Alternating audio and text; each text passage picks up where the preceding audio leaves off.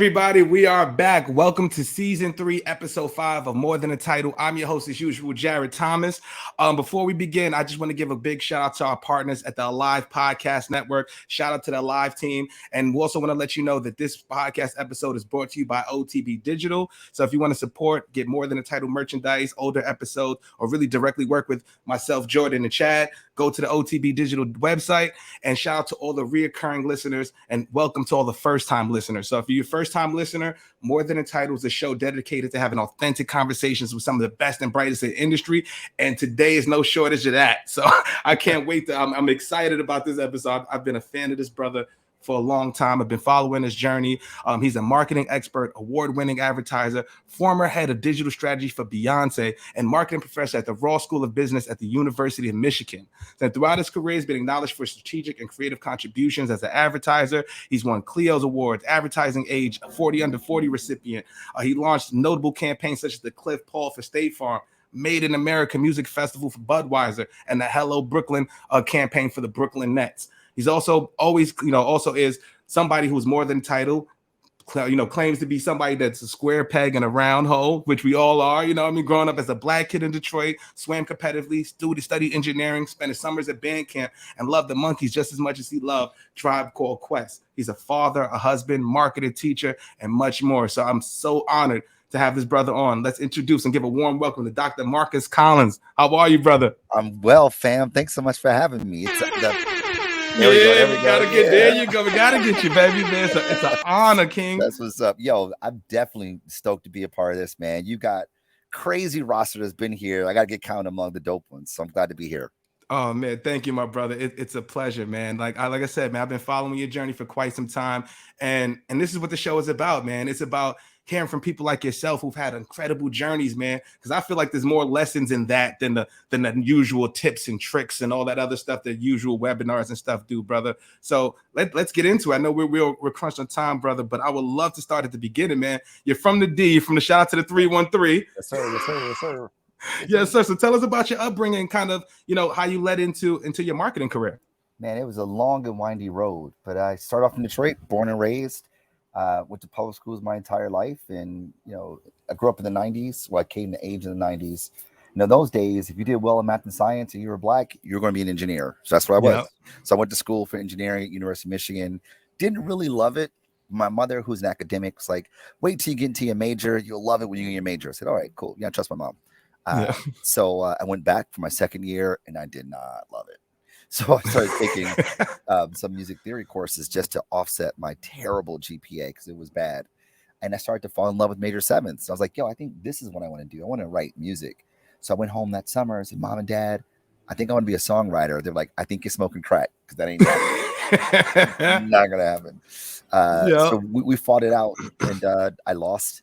And in the summer, I went back to Michigan to finish my undergraduate degree in engineering, but I spent all my time in the recording studio there. So if I wasn't in class and I wasn't hanging out, I was recording, man, writing and producing. So when I graduated, I went straight to the music industry. I was working at Universal Music Group as an intern. That didn't really stick. So I went back to Ann Arbor and ran a recording studio for one of my professors in the School of Music. And essentially, it was like I said, free studio time. Like I would record the paid sessions, and then I called my peoples up from Detroit. Like, come through, like, let's record. So I'm like developing a style as a producer and a songwriter. And it's like, all right, I think I got something here. So I tapped a friend of mine who became the business partner, and we started shopping music. Oh, hold on one second. Sorry. So we started shopping music. Sorry about that. Okay, man. We started shopping music, and going back and forth between New York and Detroit. We had like a couple like wins. It wasn't like great, but it wasn't terrible either. But like I did some like work with like John B and Miss Dynamite and D12, and like things were like going okay, but it wasn't great. So I decided to go to school to get my MBA to sort of figure it out. So I went back to school, went to Michigan, studied marketing because I figured that was the most creative aspect of business. And it was there that I decided that I think I'm gonna try to go to corporate America, and I ended up getting a gig at Apple, doing partner marketing with iTunes, and like that was just phenomenal, dude. Like this is at a time where Apple's huge now, no doubt, but Apple's like so culturally relevant Like the App Store had just launched like months after I started. It was crazy. And this is post iPod? So this is post iPod. Yeah. So I'm working on iTunes at this time. Yeah. It was crazy, dude. So amazing to be at the building. And while I was there, I ended up meeting Matthew Knowles. Wow. He's like, shout out to Dr. Knowles. Yeah, he's like, let me get this straight. You were an engineer, you started a music company, you have an MBA, you work at Apple, and you're Black? Fam, you don't exist. You're a unicorn. Yep. And I was like, nah, I exist, dude. I'm real. And he says, yo, you should run digital strategy for Beyonce. And I said, yep, I should totally do that. And that's how it got. Good timing, because that's exactly how I felt. Jordan, oh my God, Jordan, that's real. So let me get it straight. First of all, shout out to Mama Love for fighting you on that, right? Yeah, right. And then shout out to you, bro, for because I'm a musician too, and you prove my theory correct. I feel like the best marketers are songwriters and musicians and creatives. That's right. Those are the best, because at the end of the day, if you're a musician like myself, I was a rapper, there's 40 Black rappers on my block alone. So what am I going to do to differentiate myself in your marketing subconsciously? So for you to have that know-how and to say, look, I'm doing music right now, but the way I get in the door is by actually understanding the business of it and using my creativity to get in. And then you met Dr. Knowles. Like, how did that just happen? Like in the Apple headquarters? It was like the longer version of it actually is that I left Apple because the group that I was in was getting restructured. We were on a hiring freeze, and it was like basically the only opportunity for me was to work in mobile me. And I was like, yo, I ain't doing that, dude. Yeah. So I was in New York, and I was like beating the bushes, like talking to everybody. Like I met Russell Simmons, Leora Cohen, Kedar Massenberg, Kevin Lyles. Like, man, I'm like having meetings with all the big wigs, and nothing is happening, dude. Like, they get really, really close, and then it'll just kind of fall apart. I'm like, man, what is going on? Like, God, what is happening here? Wow. So when I got introduced to Matthew, it was a happenstance. So my then girlfriend, now wife, her cousin used to work for Ticketmaster, and she was like, hey, like, I know you wanted to work in music. We used to work with Beyonce's people. I think I know her digital strategist. I can introduce you. I go, bet, yeah, sure. But part of me is like, whatever, dog. Like, it's not going to work out. So whatever, fine. Mm-hmm. So she sends him my resume, and his email bounces back because he doesn't work there anymore. Wow. Little do we know that his email is being forwarded to the general manager, a woman by the name of Liz Pecor. And she gets the resume, and she's like, yo, this guy is kind of ill. So she calls me up and says they want to interview me. So I come in, I do the interview, and they end up telling Matthew, like, yo, we met this guy. He's engineer, started a music company, MBA student, MBA graduate, worked at Apple, and he's Black. Matthew was like, no way. I don't believe it. He's like, no, dog. No. He's like, that's not true. I don't believe it. She was like, yo, we met him today. He's real. He was like, tell him to come to Houston. I want to meet him. So I flew down to Houston and met Matthew. Wow. And like, the meeting wasn't even about like my work, but he was just like trying to figure out who I am. Like, he was like, tell me about your parents. Tell me about like how your parents grew up. Like it was like the first interview that I had that it was like really about me as a human more than it was like my approach to the business. He asked me a few questions there, but it was really about me. And I left. He sent me a note and said, I'm going to follow up with you in 2 weeks. He hit me up in 2 weeks. We did some negotiating. I came back down to Houston, and he forced me to stay the night there. Like, I was like supposed to fly in and out. And he was like, yo, I want you to like spend some time in Houston. Stay the night.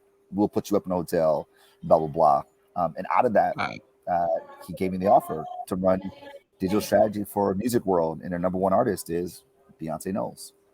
Wow, bro. Oh, man. First of all, man, shout out to you, brother. That's amazing. First of all, your tenacity, right? Because you said you was talking to the big wigs, and you could have easily just let that go, right? You could have let that mess with your head and say, you know what? It's me, or I'm doing something wrong, man. But you kept pushing. You kept fighting the good fight, brother. So, and it led you to the opportunity of that. And I would love to, because I'm a marketer, bro. I love marketing talk, bro. And I know you're like me. So I got to ask you this question. And could you explain to the audience, what is the difference, or how difficult it is marketing an artist versus a brand? Is there many differences to that? So I think about an artist, though they are human beings, there's the human element that you can't fully control. In a lot of ways, you Yeah. can't really fully control. Well, I say this way: the brand, as I think about it, it's an identifiable signifier that conjures up thoughts and feelings in the hearts and minds of people. That it means something, and when people engage with it, when people see it, it brings to mind thoughts and it brings to heart feelings with association to like a product, institution, or organization, or a person, right? So a brand could be a person. The difference between a consumer packaged good and a person is that it's the human element that's hard to control, and it's like it is not predictable. So therefore, it's as long as the razor blades were produced uniformly, the chances of error is like 0.01%. Very, very, very, very low. That's why I have Six Sigma manufacturing, right? So that operation, so that the failure rate is low. But for a person, like, you have a bad day. What are you gonna do? Exactly, like, right? And it's the smallest thing can have such a major impact on a brand. You tweet the wrong thing, you post the wrong, especially in today's era. That's right. Razor blades don't have bad days. You know what I'm saying? Like, batteries don't wake up, on the wrong side of the bed, but people do. But while you have the negative consequences of, just the human error or the human capability of error, you also have something that a battery can never do, is be human. And it's easier to connect with the human than it is to connect with a consumer packaged good or even a service. So though the product of an artist, it's like it's music, their performance, like it makes it easier to connect with them because they're human. So to that end, there are trade-offs to everything.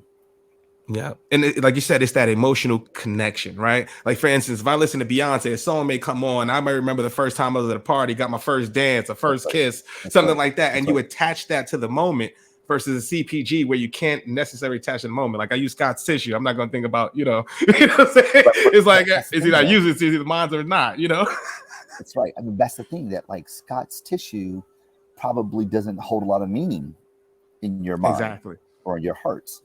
But like your car does. Your car may hold a lot of meaning. Your phone might hold a lot of meaning. There may be a watch that you have that holds a lot of meaning, or a t-shirt, or your hat. Like, it's like the product itself, the more conspicuous it is, the more important it has meaning to it, because it's a reflection of who you are. But a thing that is inanimate can certainly be full of meaning. I mean, like, there's sneakers that like I absolutely love. They mean a lot to me because I remember when I first got them. I remember I was rocking them for the first time. Like those, like they bring to bear cognitions and affects, and we associate them to the product, right? So here's the thing that is a commodity, a sneaker. It's a commodity, but it's meaningful, and therefore we pay a price premium for it, and we keep them clean, and we keep them groomed, and we keep them white, right? Because of what they mean, and that's what a brand's all about. It's a vessel of meaning. That's message. That's it right there. That's a message. We got to clip that up, bro. But that's genius, brother. And I know I've got so many questions I want to ask you. So many various places we can take the conversation, bro. But based off of your experience working with Beyonce, what were some of the biggest lessons you learned during that period that helped you become the marketer and professional you are today?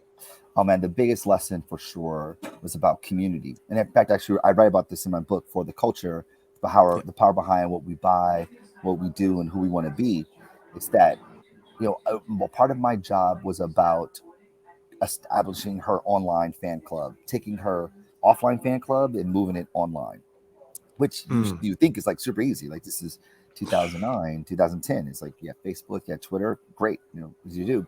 So we, set up this fan club for her, and it wasn't really popping, which was like really perplexing for us, because it's like, this is Beyonce after all.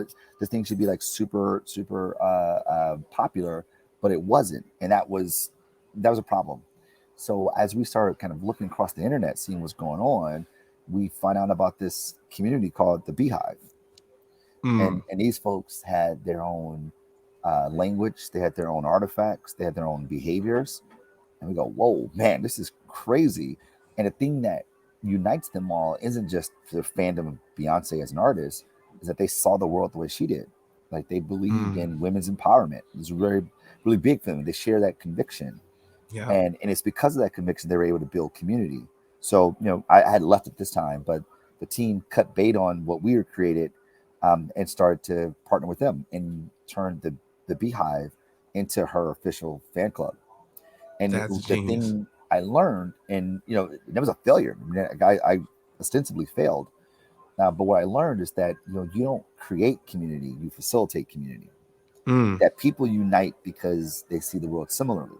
Now you can facilitate the connections, but the building of community, that happens by the people, right? So as a brand, we try to build like the community of followers, the people who love us, etc. It says to me that as a brand, like I don't go out trying to create the McDonald's fan club or the Nike fan club or whatever. Like I don't do those things. I'm saying this arbitrarily, but for whatever brand I'm working on, it's not about building the community. It's about facilitating the community, finding people who see the world the way you do, and enabling them to connect with people like themselves. That's so real, brother. And it is so you said something that was super important, because you said that you failed at the position of the Beyonce role, and I thought that was very telling. I hate the word failure. It's definitely a lesson, brother. But what happens in your career at that point when you transition from Beyonce into what was the next level of that elevation? So this is at a time when it was a few things happened. The first is that I really started to doubt myself.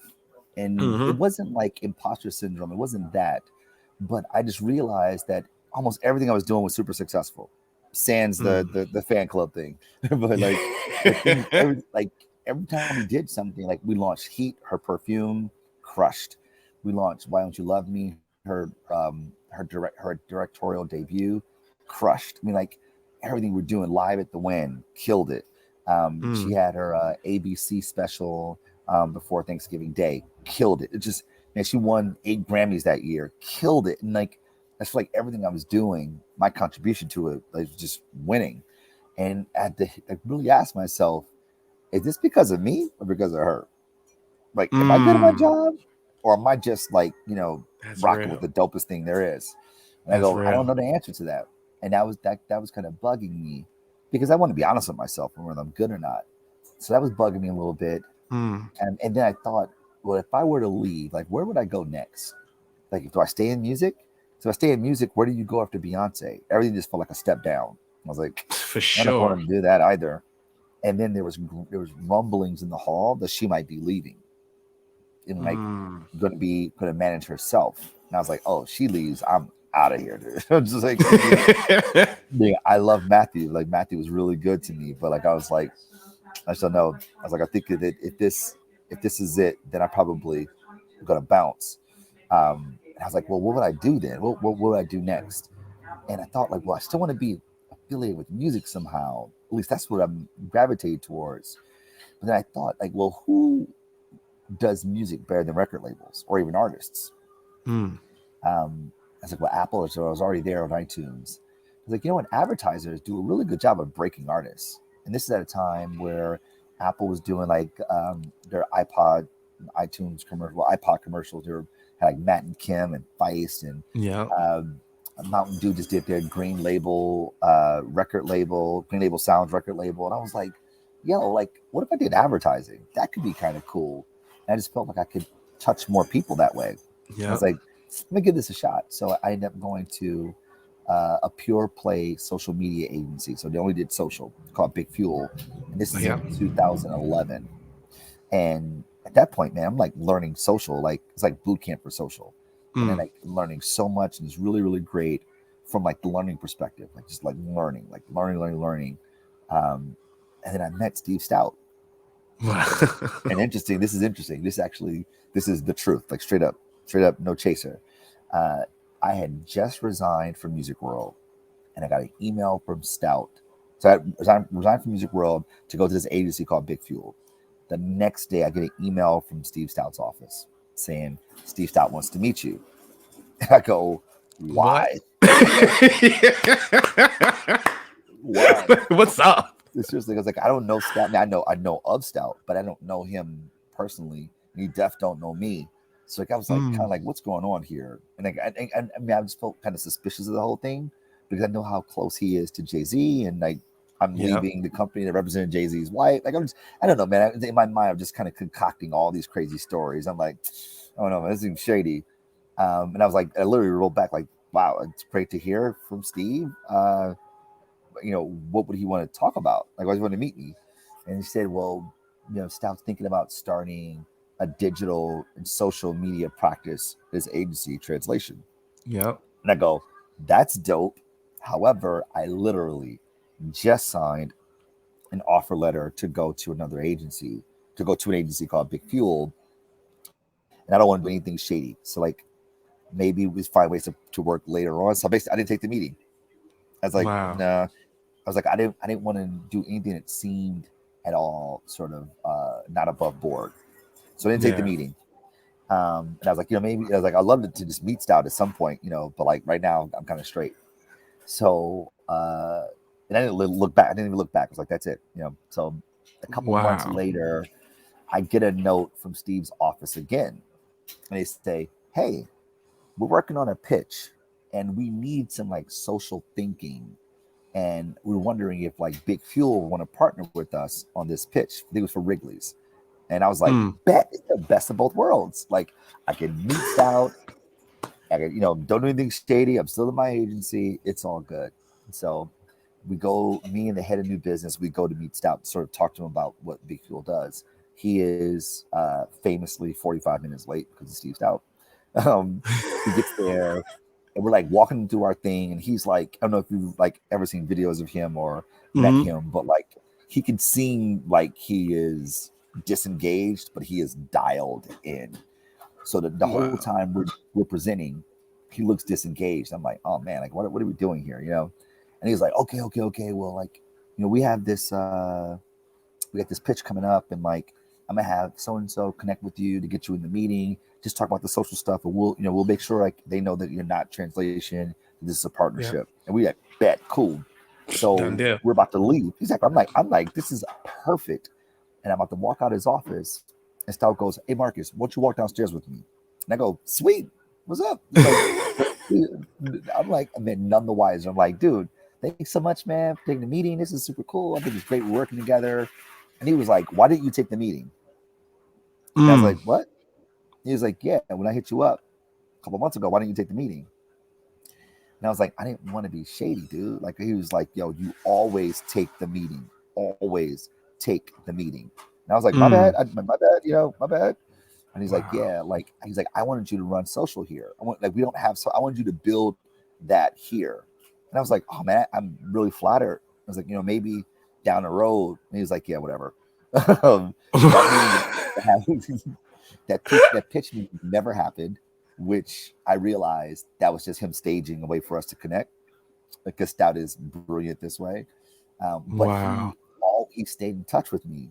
Like every couple months, man, I get an email. How's it going? A text message. How's it going? How's the gig? How's whatever? And then he hit me with one, man. He hit me like on the right day too, because I was like not feeling like I'm at the right place anymore. He hit me up, was like, how's it going, man? Do you feel like you're utilizing all of your talents? And I was like, nope. $1 million question. Let's get a drink. And I was like, yep. And yada, yada, yada. A month later, I'm running social at Translation. Wow. And you know what? Me and you might have crossed paths too at Translation, because I used to work at Con. I was one of their first American employees. So I used to come to the office to help with the con pitches. Yeah. So we might have crossed paths. So that is so insane, man. But I've been to the office. The office is insane. That story is incredible, bro. And so you're working with Translation. For those who don't know, Translation like worked with the NBA. They work with big brands. Like they are huge. And like Stout using his influence in the industry to connect the dots and do really influential brand work is just incredible. So that's like a creme de la creme of Black-owned agency. So for those who don't know, that's the creme de la creme, brother. So, and I'm curious, I asked this to, I know we're coming up on time. I got two last questions, bro. One being, I asked this to Paxton Baker. He's the chairman of the Washington Nationals. And you have a similar story where you've met Paxton is the man. Shout out to my bro, Sir Paxton.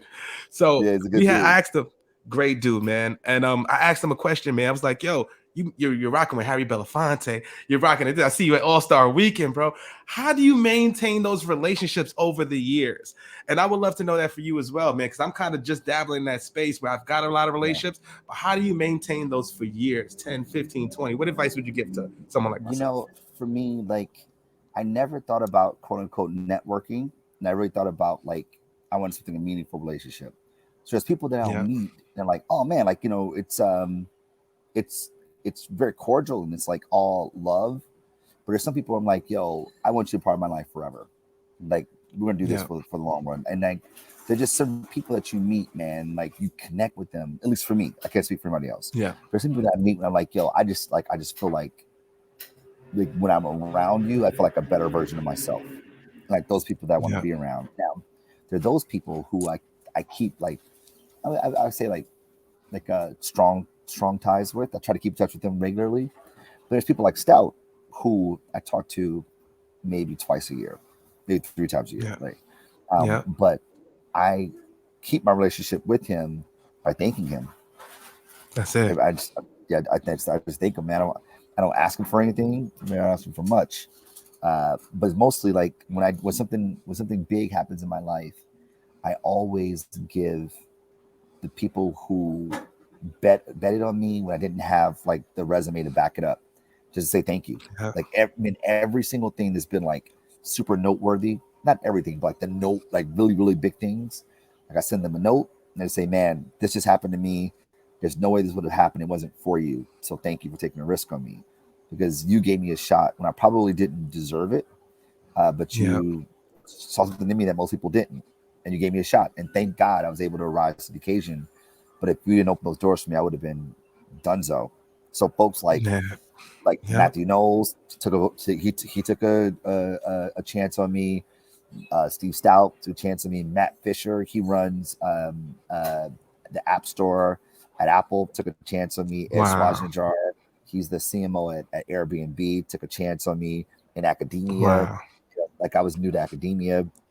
People like Melanie Burnett Weaver at University of Michigan took a chance on me. Like, dude, like it's like those people just like saw something in me that most people didn't see in me. And I keep those relationships going by just saying thank you. And for the people that I'm really close to, I'm just kind of always checking in, like thinking about them and letting them know I'm thinking about them. And those who I'm not as close to, I just try to help them. That means a lot, brother. And it's kind of almost similar to what Paxton said, man. He said something so real. He was like, man, just be the friend that you always wanted to have. Yeah. And I was like, it's so simple. But when you think about it, it's like, yeah, man. Like, what can I say to somebody like Paxton, man? But you know what? It's Merry Christmas, brother, to you and the family. You know what I mean? That's just thinking about you, bro. It's Random Tuesday. You doing good, man? I'm here if you need something. You know what I mean? I might not have anything, but I'm here. You know what I'm saying? But those are the vibes. That's what it is, man. Because I don't want anything. I just want the relationship, brother. So, and last thing before we get, we gotta have to do a part 2, bro. Because I want to dive into like your community, the culture, like because I love one thing I'm gonna bring up your book for the culture. So shout out to you for everybody. Go to Amazon, go to anywhere you purchase books to get for the culture. What stood out to me was the Martin lettering. So I was like, oh no, you get us. God damn it, you get us. Sold, brother. You sold me on the Martin lettering. I don't know what it is about, but I'm copping the book and I'm gonna get your autograph, brother. I need that. But I really want to know what goes into your creative process and how do you feel like your upbringing and things that you've been through help you to be a great marketer? Oh man, it's interesting. I approach my creative process in marketing like I did as a songwriter and like I did solving problems as an engineer. So like the engineer in me, which is crazy because like though I suffered through the engineering process, it is very much the foundation of how I think. I'm always looking for the system. Like what are the physics of a thing? Because if you understand the physics of something, the underlying physics of a thing, then you can identify the mechanisms that make it work. And then you can actually manipulate those mechanisms. So I'm always thinking about what's the underlying physics of what I'm observing. And for marketing, it's the underlying physics of humanity. Like, why do people do what they do? What are the governing operating systems of humanity, which, of course, is culture. And then on the music side, that influences how I think about creativity. Man, I look for anything. Just as a musician, man, it might be like a patch. Like I hear a kick drum, and it's like, boom, boom, boom, boom. Like, oh, that's killer. That's it. Boom, boom, boom. Like I hear that kick, that's crazy, right? And it just be like the boom. Like, oh, I love that bottom. Boom. Like, yo, let me find a snare to go with that. And like the smallest things, a chord change could be like, yo, that's a killer chord change. You start building from it. I think it's the same thing with marketing, the creative part of marketing. I'm looking for like, what's the one thing that just gets me going? Like, that's super interesting. Let's see if we can build on that. Oh man, I love that, brother. I love that, man. I know you got to catch the flight, brother. I just want to say, man, in front of everybody and all the audience, man, this is why I love the show. And this is why I want to create this. I don't care if I monetize this shit. I don't care if it's 3 people in here. I know there's a lot of people watching. I appreciate you. I love y'all. But like, this is what it's about, brother, because like coming in the industry when I was 22 years old, braids down my back, didn't know how to dress. I'm coming out of Catholic school, baggy pants and Pradas. I felt like, you know what I'm saying? I didn't have anybody to reach out and be like, yeah, young brother, this is what you do. Young brother, you can be hip hop. Young brother, you can be yourself. And then when I started seeing success is when I started to be myself, man. So I want to reach out to the 21-year-old brothers and let them know that they can be that. For me, seeing somebody like you, man, seeing the Paxtons, Ken Gibbs, Walter Gears, Lola Backery, like you guys inspired me so much, brother. And I love what you're doing on LinkedIn. I love your inspiration. I'm inspired by you, brother. And I'm just rooting for you, man. I'm glad to call you a friend now, King. Appreciate you, fam. Absolutely. Yo, part 2, because we got to get into the academic side of things. So we'll schedule part 2. Please do, brother. And I want to get to the Cliff Paul, your creativity, all that good stuff, man. Yes, so I appreciate you, brother. Thank you for everybody tuned in. We're going to do a part 2. Y'all trust me. You heard it from the man. And that's my guy, man. We're going to link up soon, man. We're definitely in NYC. I got you. We'll go get some dinner or something, brother. But thank you. Thank you for everybody for tuning in for another episode of More Than Entitled. We'll see you guys next week. Peace. Wait, where my boy Jordan? Where we at? No, let me where we at with it. Hold on. Here we go. Here we go. About me, seen it all, heard it all. Oh, what you know about me? I done it all, just want it all.